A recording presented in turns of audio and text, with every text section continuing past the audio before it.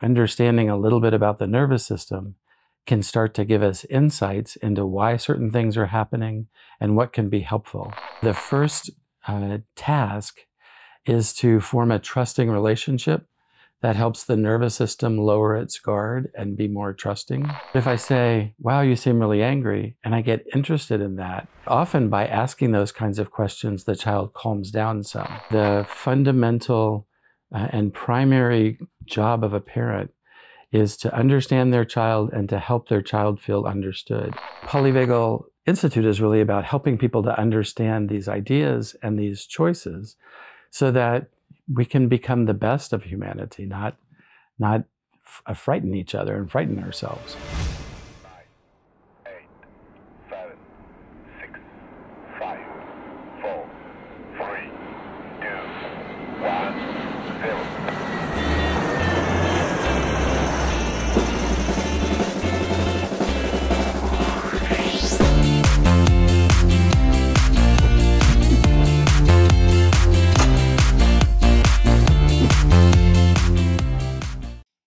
Hello, I'm here at the Poczdamie Polyvagal Conference 2024, and I have the honor and the joy to welcome Dr. George Thompson. Welcome, George. Thanks. It's very amazing to be here and to also talk with you and your audience. Yes, you've been talking today about polyvagal theory and the polyvagal listening and how polyvagal theory can help us listen differently. And you've been working with kids, with adolescents. You work with people in the healthcare. You've covered a lot of different, different people, communities where polyvagal theory really brought something different. Yes. And helped you in your practice and the way you train people. So can you tell us a bit about what polyvagal theory really brought to your practice and your work? Sure. So polyvagal theory is about the nervous system and a particular part of the nervous system that operates automatically, the autonomic nervous system. And it turns out we all have nervous systems and they're operating all of the time, but we haven't ever been taught about that and we haven't been paying attention to it. And so it's having an effect on us even though we're not aware of it. And so understanding a little bit about the nervous system can start to give us insights into why certain things are happening and what can be helpful. And so I apply those insights to working with kids. And what did it taught you while working with kids, and how do you help kids with in a polyvagal perspective or with a polyvagal lens? I think parents get worried or upset either when their kids are mad or when they are shut down and won't talk. And those are actually two states of the autonomic nervous system. So we've probably heard of the fight-flight response. And so if a child is irritable or angry, that's a sign that they're in fight-flight. The flight part of it can show up as anxiety, worry, nervousness, and a feeling that the child wants to flee. And then also children sometimes are quiet and they don't want to talk. And what's happening is that the nervous system is picking up on signals of danger, but it's not always clear what's happening that's happening. And so if we start to understand the child is irritable or anxious, and then we look at what is it that the child is responding to, and we delve into that, it gives us some new choices about what to do. So, for example, if a child is angry about something, I want to know about that. The way I was raised would be to say, don't talk to me that way, young man, that's disrespectful. Or go to your room and when you'll be calm, yeah, come back. Go to your room and calm. Yeah, when you're calm, come back.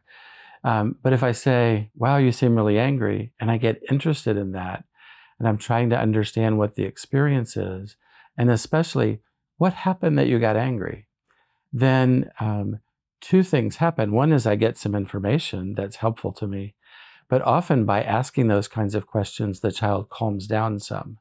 Because when we're feeling threatened by something and we're having a reaction to it, if somebody says to us, that's really important to me, what's threatening to you, I want to know about it, then it feels like we have an ally, somebody on our side against the threat that can help us with the threat.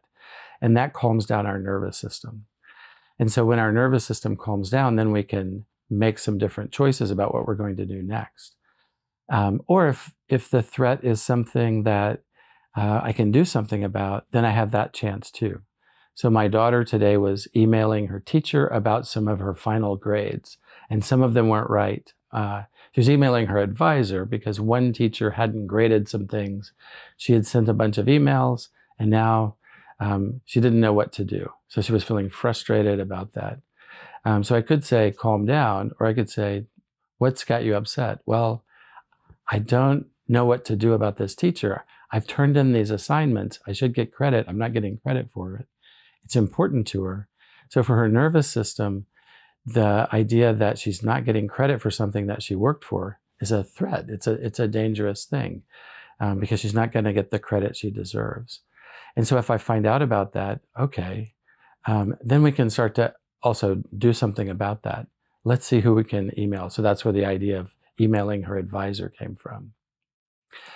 It could also be that she has the same thing, but she's tried, to email so many times that she feels like there's nothing I can do. And so when our situation is that the threat is something either that we can't do about, it's inescapable, or even that we feel like it's going to be life-threatening to us, then that causes our nervous system to shut down. And when it shuts down, then a child can't talk.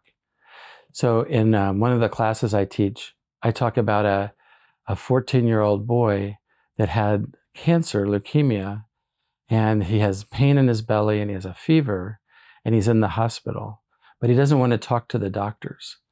And so the doctor that comes in just sits there. The next doctor, he's already kicked out 2 doctors, and this third doctor comes to try, but he just sits there and he doesn't say anything. And he doesn't say anything for 15 minutes.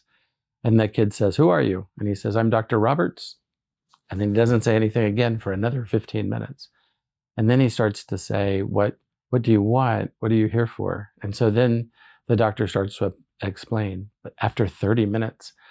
And the reason that that's helpful for the boy is because for his nervous system, the doctor's not trying to take charge. He's not trying to make him do anything. He's making it clear that the boy can be in charge of what his situation is. And now he can come out of the shutdown, and he can start to interact, like to answer the doctor's questions, to listen to his belly with the stethoscope, poke on it a little bit, and find out. Because it's actually a very serious situation. He had an appendicitis, and if you have appendicitis, when you have leukemia and chemotherapy, which knock out your immune system, then you can actually die from that. But the doctor did the opposite of what his nervous system was probably telling him to do, like, we got to go fast. He said, I'm going to slow down. And that slowing down gave enough safety to the boy's nervous system that he could do something different. What would have happened and that doctor didn't know about the polyvagal theory at that time, but he had an intuitive recognition of how things worked. And if he hadn't done what he had done, and he had done what the other doctors did, they probably would have to take the boy to surgery against his will, which would have been a huge break in trust. Even though it saves his life physically, it creates a huge relational issue that then has to get solved. But for this doctor's investment, he was able to help the boy calm down and then to go about things the normal way, do an exam, say, here's what we need to do. The boy says, okay. The mom was in the room too, and she got calmed down about it. So even though they're facing this really intense situation, they can work together now rather than at odds with each other. And so knowing this information about the nervous system really helps you to make decisions in that kind of way. Like, should we be slowing down here? Should I be finding out what the threat is? Should I try and understand the experience of the person's anger or anxiety. And then you can actually make a partnership with the person. You can actually partner with their nervous system. And in doing so, then the outcome is usually much better. But listening to you, I was thinking about the doctor also, because in our medical system, and I know it's the same in the US and in Europe, medical doctors don't have time. And I would say, I can imagine the nervous system of the doctor saying, I have to do something very quickly and I don't have time. How can we manage that in this system today, to take the time to listen to this nervous system that tells us so much? Great question. And this doctor is a pediatric cancer doctor, pediatric oncologist, and he had 3,000 patients at this point. So he's a very experienced doctor. And he made a decision he was going to take the time.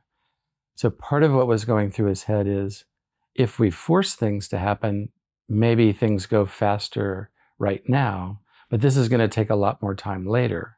You know, maybe there's even a lawsuit or upset people, and how long is that going to take? So he can put things into a bigger context. And then because he is able to keep himself calm and self-regulated, he can access creativity in his brain. And so he had an image in his head, like of an old World War I movie, where people are in the foxhole. And he saw the boy and his mother in a foxhole. And he said, I can't do anything or else they'll go farther into the foxhole. And so I need to just sit here until they come out because they're feeling safe. So that's also what happens is, in his calm state, he has access to creativity, images and ideas and solutions that I wouldn't have thought of, and that then were very helpful. So yes, I think then the people that make the decisions about how much time a doctor has, they need to understand these kinds of things too. And they need to understand, like, the cost of doing things fast in this situation, if they get sued by the patient or something like that, is actually going to be a lot higher. The risk is higher to do things in the other way. And maybe they understand or maybe they don't, but that's the opportunity. That's the way I approach it. You also told me that you work with people who are working with populations with addiction, or population living in the streets. Tell me a little bit more. Tell us a little bit about that. I think it's an interesting situation too. Yeah. So a few years ago, there was a man that was killed by their interaction with the police. The police were restraining him. His name is George Floyd. I think his name was known in other countries too. And he died. And so one city that I work with, called Albuquerque in New Mexico in the United States. I've been there. You've been to Albuquerque? Yeah, a long time ago, 40 years ago. Beautiful place. Their mayor decided to create another department for people to respond to those kinds of issues: homelessness, substance use, mental health issues, so that the police don't have to respond, and so that specially trained people can respond. And so I teach those first responders about the polyvagal theory, because if somebody's in a crisis in the community, they're going to be in that fight-flight state or in the shutdown state. And so we talk about that they're responding to a stranger in distress. And so the stranger part is they haven't met the person before, and now they're going to go and try and help them. But if you're in fight or flight, or if you're in shutdown, your nervous system is now seeing everything as a threat. And so the first task is to form a trusting relationship that helps the nervous system lower its guard and be more trusting. And then you can build a plan for what to do next. And so we teach them, how do you connect, build trust? And you do that by listening. It's the same kind of thing with the patient in the hospital or the traumatized kids that I work with. You build trust by really listening to a person, understanding their experience. And if they feel like you've taken the time to understand and that you actually get what they're feeling inside, then their nervous system starts to relax. It's not a conscious process. It happens outside of awareness. So there's parts of the brain that are monitoring for safety and danger all the time. But really trying to listen and understand to another person helps them to lower their guard. And when they do, then you're in the experience together. And then you can say, you've really been struggling, what is it that you think we need to do? And you can work together to solve the problem rather than forcing them to do something, or I give them my solution, or that kind of thing. Now we're a team, a partnership, and our nervous systems are on the same page too, that, yeah, we can work together and work this out. And you've written 2 books, I think, and you've just finished one or in the process of finishing another one. The first one is more toward children and adolescents, and the last one is about parenting, which is a topic that you really care about. It's not only doctors, and it's not a question of medical world, but it's really the parenting side is interesting too. Yeah, that one hasn't come out. I'm working on it right now. And, but if we listen to our children and really understand them, that has a profound impact. But I don't think anybody told me that as a parent. I can't remember anybody that said that to me. Anybody say that to you? No. But it's actually the fundamental and primary job of a parent is to understand their child and to help their child feel understood. To feel seen and to feel heard. And it has a number of different impacts. So it has an impact on the brain like we're talking about. It helps the child to relax and be in a calm state. And in a calm state, you can learn, you can play, you can be with your friends, you can go to school, you can do your homework. You can't really do homework in fight or flight, You can't do homework if you're shut down. And so that's one impact on the brain. But it also gives a sense of security. Like if you're talking to your child and you really understand them, they feel that my mom really understands me. And then they feel like you're on their side and you're in their world. And that creates what's called a secure attachment. So that kind of listening leads to secure attachment. And a secure attachment means I can go out into the world and feel confident in my ability to meet the challenges that are coming towards me. Or if the challenges get too big, I can get help. So that's what happens in a secure attachment. But that kind of listening leads to communication competence. The child's ability to communicate actually gets better. And they're more connected with themselves, so they know themselves better as well, because they've been listened to, they feel like their parent gets them. And so then they really feel understood, but they also understand themselves better. So I like to say then that the child, you're raising a child who can know who they are, and they know what to do about things. And really, if you know yourself that well, you discover your purpose in life. You know why you're here. So you know who you are, what to do, and why you're here. And I think most parents would like to have a child that has those abilities. And so listening is really the key to all of those things. There may be some other things too that are helpful, but if you don't listen, you can't have any of those things. And you might be good at things like setting a structure for your home. This is what we do as the morning routine. This is what we do after school. This is what we do at bedtime, which are very important things. But if you're not able to listen in this kind of way, then it's not as effective. Because the other thing that it does is when you understand your child that well, you know what they need. And then you can provide things that they need that are appropriate and also at the right time, because you understand what that is. Which is not always like a kid that wants the last phone, or that wants a kilo of bonbons or of candies, or it's not what they need. So if you understand underneath what they are asking for, if you understand that, it's easier to bring them a healthy thing that really will help them the right way. Yeah. You might ask them, what happened at school today? and maybe their friend got upset with them. And then you can find out what that was like for them, How did you feel when they were, upset with you? Did it hurt your feelings? Did you feel like they didn't like you anymore? Are you worried that they're not going to be your friend anymore? Those are big things for a kid.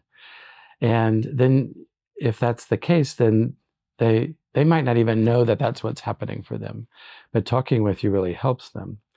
And then through talking about it, maybe they even think about what, do you think if I send them a text message, that would help? Yeah, let's talk about what you might say. And then you're addressing the actual problem that's going on. The other benefit for this kind of listening is that parents feel better. Because if you really feel like you understand that's what parents, they want to understand who their child is and what's going on with them. And, that's when I hear parents being frustrated, a lot of time that's what they're frustrated about. And so there are some specific things that you can learn to help with that. But if you help their nervous system calm down, then they're more likely to open up, because when we're calm, then we're more talkative. So I was actually teaching the first responder course in Albuquerque, and there was a particular woman there, and she was struggling with this idea a little bit. And we worked with her some, and she was starting to get it. But she came back the next day of the training, and she said, the most amazing thing happened. I was talking to my 5-year-old last night, and I was listening in the way we weren't talking about listening to their kids. She just applied it to her kid. I was listening to him like you were teaching me about, and he talked to me for 2 hours. He's 5. And at the end, he said, thank you, Mommy. You're the best mommy. And she's like, it was so incredible. That never happens. And so suddenly that happened. Because what we know from the polyvagal theory is, there's these two states, fight, flight, and shutdown. But amazing thing is, there's another state that's not fight, flight, and shutdown when we're calm and we're connected with each other. I didn't get taught that in medical school, not in my psychiatry training, not in child psychiatry training. Well, why not? That's the most important state we're in. And that's the ventral state. That's the ventral vagal social engagement state. And in that state, we want to connect with people. And so her listening helped him to be in that state. And then naturally, he was wanting to talk to her. He's connected with himself. He's connected with her. And they had this best conversation that they ever had. And sometimes it's really happening very fast. And sometimes it really takes some time. I'm thinking about this kid you talked about at the conference. It took some time for him to understand, and it took some time to his mom to understand the best way to listen to him, to calm him. And it was like, you would have said that it was like he will never get anywhere. He was always angry, always fighting against his mother. And now he's an 18 grown up, really incredible kid. Yeah, but it took some time. Yes. Yeah, and that's important to say also. It's not like a magic thing that you use polyvagal theory and everything is set up. No, you have to, your nervous system is not, it can reverse quickly, but sometimes it takes a lot of time to get back to regulation. It sure can be that way. Yeah, this isn't a trick that you can just do. And the good thing is most parents, and this is part of our caregiving brain, want to know their children. And so it depends on the circumstances to some extent and what the person's history is. So if you're living on the streets and your things were stolen, then you're going to be in more of an upset. Your nervous system is going to be more agitated. You'll be more under threat because everything you have in life might have just been stolen. And so it can take a while then to talk with a person about that, like that's a big thing. Or the boy that was in bed that had the leukemia, he knows he's got leukemia, he knows he's got cancer. He knows he probably knows he can die.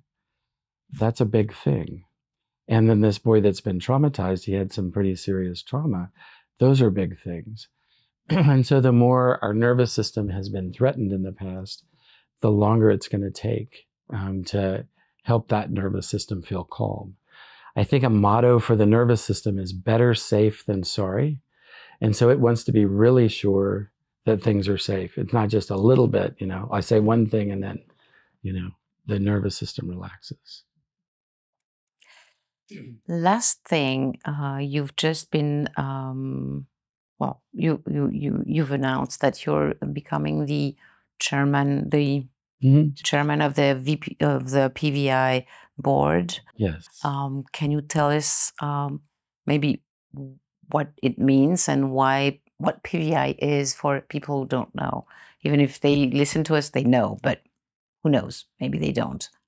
Right. Well, the Polyvagal Institute was started by 4 people, including Steve Porges, Deb Dana, Karen Underko, and Randall Redfield about 4 years ago, with really the idea of letting people know these ideas.